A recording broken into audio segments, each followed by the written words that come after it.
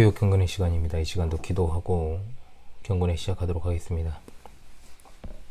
이 시간도 성삼일체 하나님께만 영광과 존귀와 감사와 찬양을 올려드립니다. 주일 지난 3일간도 하나님께서 친히 자기 백성의 삶을 인도하여 주시옵고 3월 둘째 주일 지나 수요일에 변함없이 경건의 시간을 갖도록 우리 삶을 연장해 주신 은혜를 참으로 감사합니다. 하나님의 말씀을 깨닫고 또한 주신 교훈을 삶에 적용하고 순종하여 하나님 앞에서 거룩하게 구별되기를 원합니다. 우리의 지나온 발자취, 죄악되고 어둡고 너무나도 부족하고 어리석고 하나님 보시기에 합당하지 않은 일, 하나님의 영광 가리웠던 일들이 너무나도 많았음을 고백하오니 주여 이 시간 회개합니다. 우리의 은행 심사를 돌이켜 회개하오니 우리를 긍휼히 여겨 주옵시고 하나님의 백성으로서의 본분과 태도에서 흐트러짐이 없게 주여 인도하여 주옵소서. 이 시간 여러 환경과 상황 속에서 늘 분투하는 우리 하늘 가족들을 기억해 주시고 어디에 있든지 무엇을 하든지 하나님께서 동행하실 줄을 믿습니다. 시대적으로 참으로 어려운 때입니다. 그럼에도 묵묵히 했으며 주님만 신뢰하며 나아가는 주의 백성들에게 하나님의 은혜의 빛을 늘 비춰 주옵소서. 이 시간도 하나님의 정확무한 말씀인 사사기를 통해 주실 귀한 가르침을 소망합니다. 우리를 깨우쳐 주사 전하는 자 듣는 자 모두가 하나님께서 주시는 은혜를 받고 말씀에 순종하게 하옵소서. 우리 주 예수 그리스도 이름으로 기도합니다. 아멘. 예, 찬송가 85장입니다. 85장 동일 찬송가 동일합니다. 85장 우리 찬송합니다. 구주를 생각만 해도 이렇게 좋거든 주 얼굴 배울 때야 얼마나 좋으랴. 만민의 구주 예수의 귀하신 이름은 천지에 있는 이름 중 비할 데 없도다.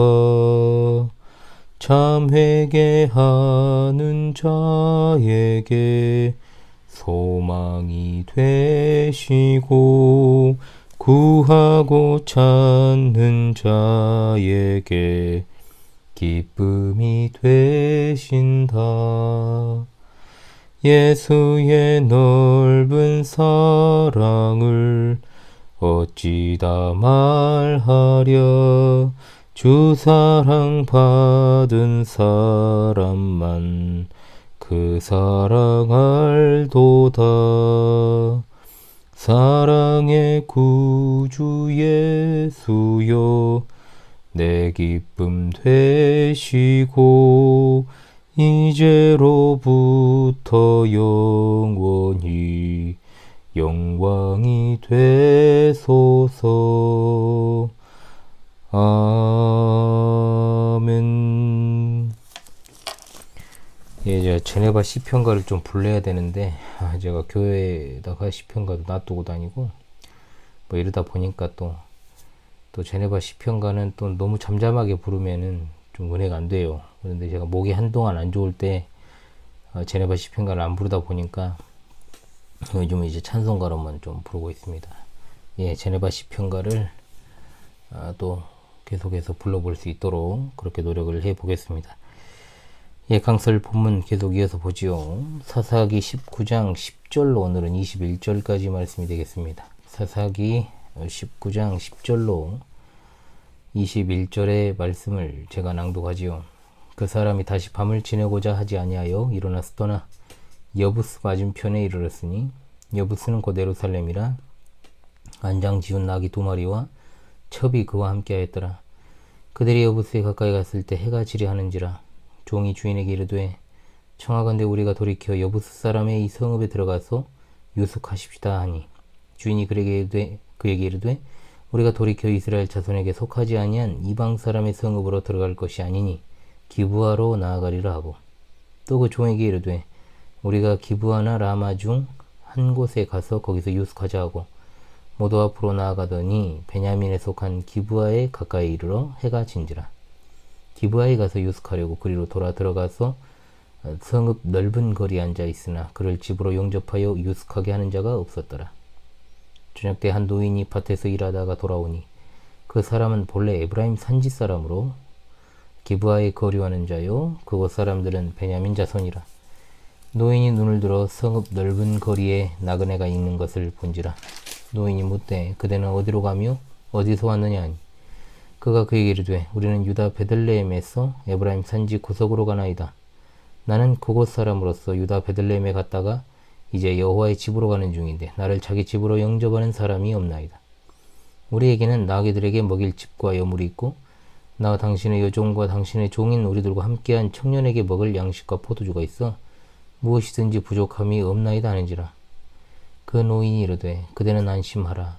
그대의 쓸 것은 모두 내가 담당할 것이니 거리에서는 유숙하지 말라 하고 그를 데리고 자기 집에 들어가서 나귀에게 먹이니 그들이 발을 씻고 먹고 마시니라. 아멘.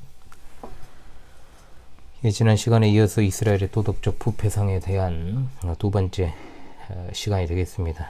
장인의 집에서 먹고 마시던 레위인에게 장인은 다섯째 날에도 유숙하기를 원했지만 이미 원치 않았던 시간을 보낸 레위 사람이 더 이상 장인의 집에 머무르지 않고 시간이 늦었음에도 불구하고 길을 나섭니다.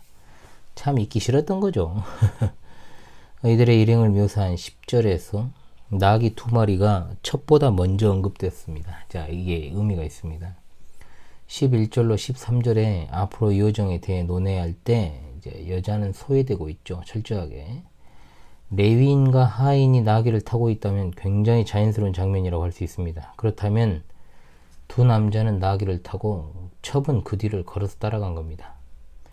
자, 그렇다면 이런 전제하에 레위인은 첩을 데려오긴 했지만 이 첩에 대한 배려는 여전히 없는 겁니다. 진짜 나쁜 놈이죠. 또 보면 문제는 이제 그 다음부터입니다. 자, 4일 동안 먹고 마시고 자는데 퍼먹고 이 시간을 다 4일을 소비하고 닷새째에도 오전과 한나절 다 보내고 그리고 해가 지기 3-4시간 전에 길을 떠난 겁니다. 그런데 이 같은 결정 자체가 상당히 문제가 있죠. 처음부터 갈 거였으면 일찍 나서든지 아니면 하룻밤을 더 묵고 다음날 아침 떠나는 게 맞지만 레위는 지금 해가 중천에 뜨고 한참이 지난 시점에 가기로 한 겁니다. 이런 뒤늦은 출발 자체가 굉장히 불길한 조짐을 보여주죠. 일행이 여부스에 도착할 즈음에 이제 날이 저물려고 합니다. 종이 레위 사람에게 더 늦기 전에 여부스에 머물자 이렇게 제안을 하지요. 그런데 주인은 말하기를 굉장히 경건한 척하죠. 또 이방인의 성읍에 머물 수 없다. 기브아까지 가자. 그러니까 표면적으로 봤을 때는 이방 성읍이 아니라 이스라엘 성읍을 찾아가자 이 레위인의 뜻이 바람직해 보이지만 종의 제안이 훨씬 현실적이고 상식적인 제안인데 무시해버립니다. 결국은 레위인의 고집으로 인해서 기브아에서 참 끔찍한 사건이 일어나고 말지요. 심지어 13절에 라마가 등장을 하지 않습니까? 그런데 이 여부스에서 기브아까지도 거의 이제 1시간이 걸립니다. 그리고 라마는 기브아에서도 1시간이 더 걸립니다. 그러니까 이미 해가 지고 있지 않습니까? 그런데 이렇게 고집을 피우는 거예요. 그냥 레위 사람의 성격을 그대로 드러내는 말씀드리라고 할 수 있죠. 굉장히 고집스럽기까지 합니다. 라마 이르기 훨씬 전에 이제 기브아에 도착했을 때 그만 어두워지기 시작합니다. 이제 따라서 이들은 기브아에서 유숙하기로 이제 결정을 하지요. 그래도 하나님을 섬기는 같은 이스라엘 동족들이 있는 곳이니 나그네를 이제 영접할 것이다. 뭐 이런 기대감이 있었을 것입니다. 그런데 이게 웬일입니까? 기브아로 들어가서 넓은 성읍 광장에 앉아 있었지만 이들을 영접하는 자가 없습니다. 이것은 기본적으로 기브아 거민들의 도덕성을 드러내는 것입니다. 이 같은 기브아 사람들의 냉대가 이제 앞으로 닥쳐올 험악한 상황에 대한 복선으로 비춰지고 있습니다. 나귀 2피를 타고 온 레위인과 하인, 그리고 첩이 넓은 광장에 서 있는 채로 성읍 사람들의 따가운 눈총을 받는 모습을 한번 생각해 보십시다.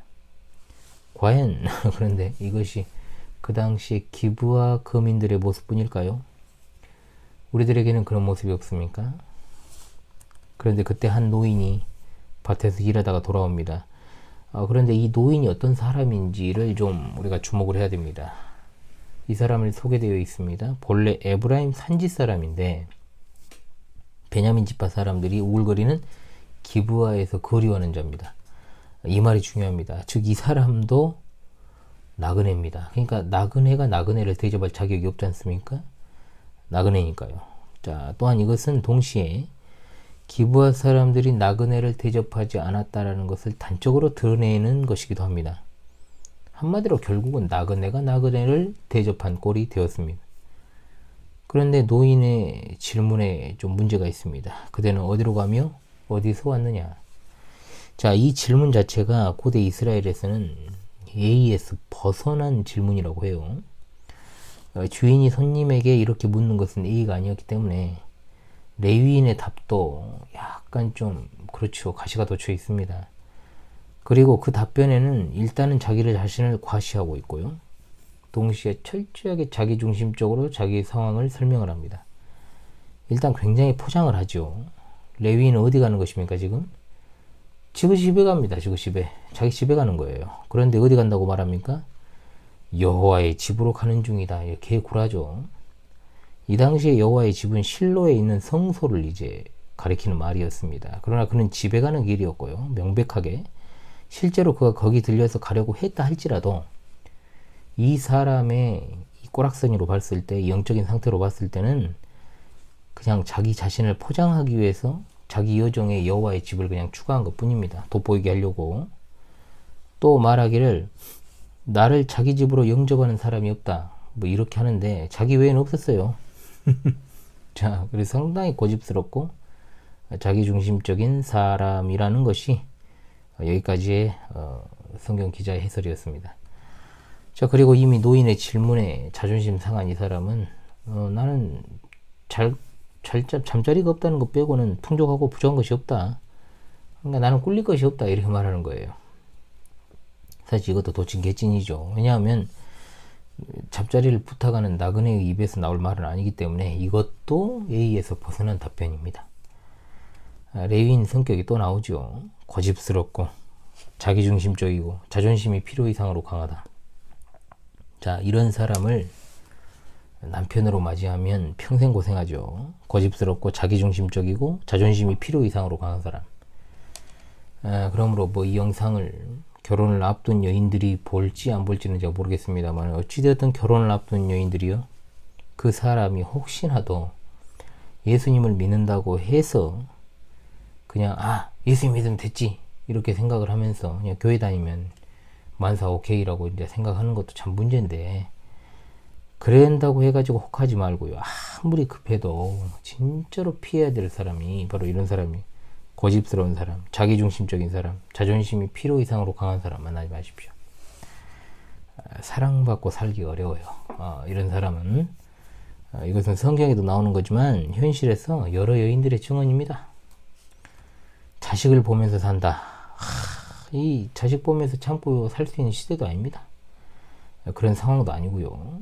이런 사람들은 전 근대적인 인간들이기 때문에 사실은 박물관에 가야 될 사람들이지 가정을 꾸려서는 안 됩니다. 부부간의 사랑으로 결합됨이 없다면 자녀들도 사랑이 없어요. 사랑에 굶주리고 상처가 가득한 자녀들이 나와서 결국 힘든 삶을 대를 이어서 살아가게 될 것입니다. 거의 저주에 가깝죠. 그런 사람 만나지 말라는 거예요. 목사님 갑자기 뭔 말합니까? 논지에서 벗어난 것 같지만 제가 다음 시간에는 왜 제가 이런 말을 했는지 정확히 알게 되실 겁니다. 이미 레위인이 이 첩을 어떻게 대하는지가 나왔잖아요. 노인은 결국 레위인을 접대합니다. 그가 초청하는 것에 있어서는 진지하고 솔직했습니다만 거주민이 아니라 우거하는 자가 거류하는 자, 이 사람도 나그네잖아요. 근데 나그네가 나그네를 대접하는 건 원칙은 아니죠. 물론 이렇게 된 것은 나그네를 대접하지 않았던 기브아 주민들이 원인입니다. 이것은 여러 가지를 시사하지요. 사사기의 주제와 연결이 됩니다. 하나님께서 주신 샬롬의 땅이 나그네에게는 샬롬이 없는 엔샬롬의 땅이 되어버렸다는 겁니다. 시청자 성도들이시여, 우리가 하나님의 자녀로서 샬롬의 땅에 거하고 있습니다. 그렇다면 마땅히 샬롬이 필요한 자들에게 나누어주는 일이 우리에게 분명히 있어야 됩니다. 말로만 신앙을 외쳐도 행함이 없는 신앙은 죽은 것이다라고 분명히 성경은 말하지 않습니까? 사사시대의 참상을 보면서 정말로 죽어있는 신앙을 가진 자들의 그 도시에서 살아가는 느낌을 받을 때가 많습니다. 특히나 우리 광주 신실한 교회를 비롯한 이 작은 규모의 교회들이 겪는 일들이 실제로 그러하죠. 그러나 우리가 정말 세상에서 어떻습니까? 교계에서도 아무런 위치에 있지도 않습니다. 총회나 노회에서도 천시받습니다. 멸시받지요. 참 수치스럽습니다. 사실 미자립교회라는 꼬리표를 달아주고 또 그래가지고 뭐 최근에도 이렇게 막 초청해서 위로하고 뭐 하신다고 하는데 뭐 그렇습니다. 그런 취지는 좋은데 왜 그렇게 구분을 하는지 모르겠어요. 거기 가서 밥 얻어먹고 봉투 받으면 참 좋은 거겠지만 여러 가지로 생각을 하지 않을 수가 없는 그런 모습입니다. 우리가 아무리 그렇게 없이 산다고 해도 교회잖아요. 그러면 우리가 하나님의 백성으로서 마땅히 우리보다 어려운 이웃을 돌보는 것이 중요하고 그들에게 평안의 복음을 전하는 것 소홀히 해서는 절대 안 될 것입니다. 우리는 하나님 앞에서 살아가는 자들이지 사람 앞에서 사람에게 잘 보이기 위해 살아가는 자들이 아닙니다. 기억합시다. 우리는 이미 샬롬의 땅에 들어와 있습니다. 자, 그 사실을 잊지 마시고 참으로 우리가 접대하는 일, 대접하는 일에 이웃을 살아가는 일에 힘써야 될 줄로 믿습니다. 아멘. 328장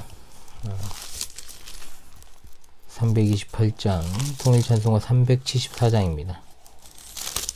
새찬송가 328장 통일찬송가 374장입니다. 너 주의 사람아 헛된 일 버리고 마음과 뜻과 힘 다해 왕의 왕 섬기라. 너 주의 사람아 그날을 기다려 죄악의 밤을 이기고 새 아침 맞으라. 너 주의 사람아 교회는 부른다. 할 일이 많고 많으니 다 나와 일하라.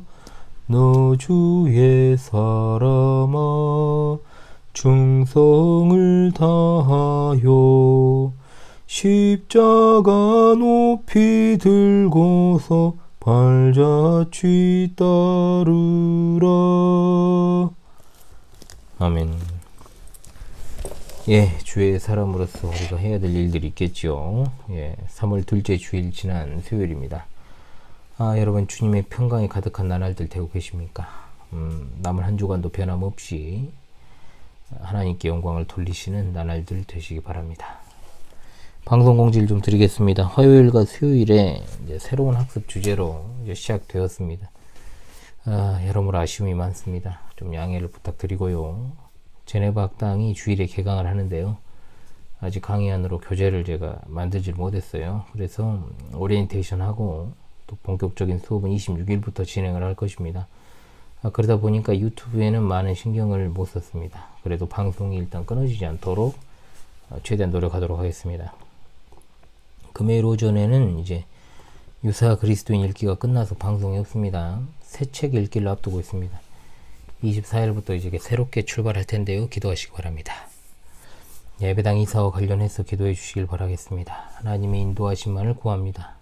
그럼 여러분 남은 한 주간도 하나님과 기쁨으로 동행하시기를 바라겠습니다. 그럼 기도하고 수요 경건회를 마치도록 하겠습니다. 기도합니다.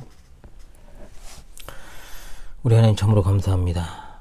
이미 샬롬의 땅에 들어와 있는 우리가 하나님 앞에서의 자세로 날마다 하나님을 생각하고 또한 우리 눈앞의 이웃들을 바르고 신실하게 섬기며 나아가는 자들 되게 하여 주옵소서. 참으로 각박한 시대지만 우리의 믿음이 흐트러지지 않게 하실 것을 믿습니다. 오늘 하루가 이렇게 마무리되어 갑니다. 남은 한 주간도 변함없이 우리와 우리에게 속한 모든 지체들을 기억해 주시고 권고한 상황과 환경을 마주하더라도 하나님의 귀한 뜻과 사명을 수행하는 일에 흔들림이 없게 하시고 하나님의 함께 하심과 주시는 말씀에 있어서 늘 깨어 말씀에 순종하는 우리 모두가 되게 하옵소서. 이 밤에도 평안한 쉼을 주시고 밝은 새 아침을 주시며 남은 한 주간의 삶 가운데서도 하나님들을 우리와 함께 해주시기를 원합니다. 어려운 삶과 환경 그리고 병상에서 치료와 회복 가운데 있는 성도들을 특별히 어루만져 주옵시고 이들의 삶의 애환과 고통을 살피사 위로하시며 회복시켜 주옵시고 늘 평안하게 하옵소서. 잃어버린 양들, 방황하는 양들이 주님의 품 안에서 위로와 평안을 누리며 저 천국에 대한 소망으로 살아가게 하여 주시옵소서. 특히 우리 어린 자녀들을 이 험악한 시대의 그 마음과 삶을 지켜주실 줄로 믿습니다. 다시 오실 우리 주 예수 그리스도 이름으로 기도하옵나이다. 아멘.